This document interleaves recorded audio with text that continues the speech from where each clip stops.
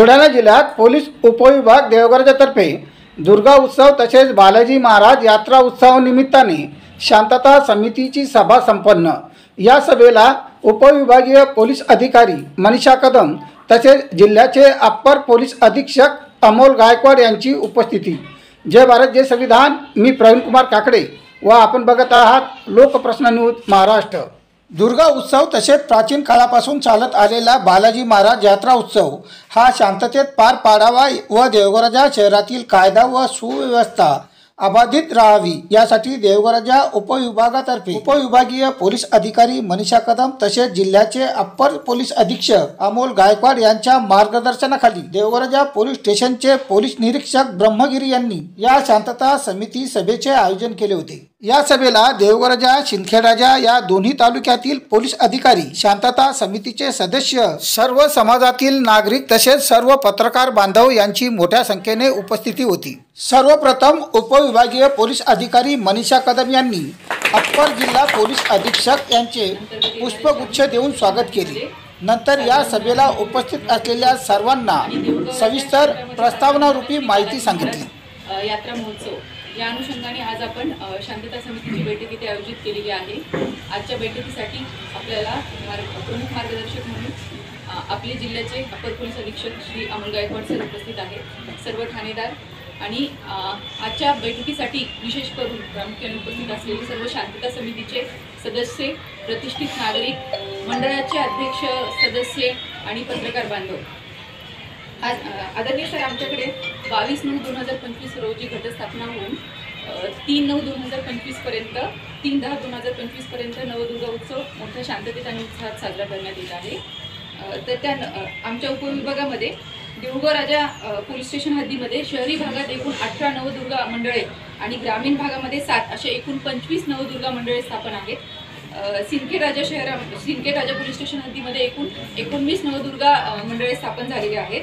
किनगाव राजा police station हद्दीमध्ये शहरी भागात 6 आणि ग्रामीण भागात 15 असे एकूण 23 नवदुर्गा मंडळे स्थापन झालेले आहेत। आणि अंधेरा पोलीस स्टेशन हद्दीमध्ये शहरी भागात 6 आणि ग्रामीण भागात 21 असे 27 नवदुर्गा मंडळे स्थापन झालेले आहेत। असे एकूण उपविभागामध्ये 49 शहरी आणि 43 ग्रामीण असे एकूण 94 सार्वजनिक नवदुर्गा मंडळे आपल्याकडे स्थापन झालेले आहेत। आणि दुर्गादेवी विसर्जन सोहळा हा किनगाव राजा, सिंदखेड राजा आणि अंधेरा पोलीस स्टेशन हद्दीमध्ये 3/10/2025 रोजी पार पडणार आहे आणि देऊळगाव राजा पोलीस स्टेशन हद्दीमध्ये 4/10/2025 रोजी पार पडणार आहे। आणि दसऱ्याच्या दिवशी 2/10/2025 रोजी एक आपल्याकडे रावण दहनाचा एक कार्यक्रम होणार आहे। तसेच सर आमच्याकडे देऊळगाव राजा पोलीस स्टेशन हद्दीमध्ये बालाजी यात्रा उत्सवाची सुरुवात झालेली आहे। उद्या 30 तारखेला आपल्याकडे मंडपोत्सव सोहळा पार पडणार आहे।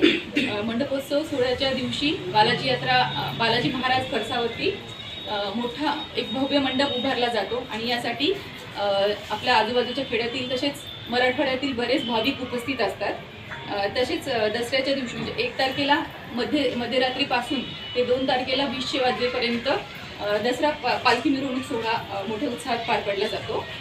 तसेच 10/10/2025 रोजी ललित उत्सव पार पडणार आहे आणि तिथून पुढे 22/10/2025 ते 16/11/2025 पर्यंत कार्तिक उत्सव सोहळा पार पडणार आहे।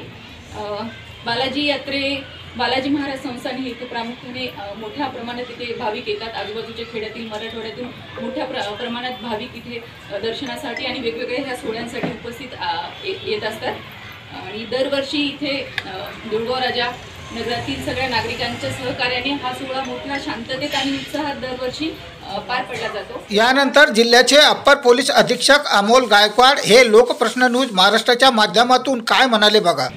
22 तारखेला घटस्थापनेने नवरात्रोत्सवाला सुरुवात झालेली आहे आणि सगळीकडे सध्या नवरात्रोत्सव जो आहे तो अतिशय उत्साहाच्या वातावरणामध्ये साजरा होतो। 2 तारखेला विजयादशमी सण जो आहे तो सर्वत्र साजरा केला जाणार आहे आणि विशेष करून देऊळगाव राजा शहरामध्ये उद्या 30 तारखेला म्हणजे 30 सप्टेंबरला मंडपोत्सवाचा कार्यक्रम संपन्न होणार आहे।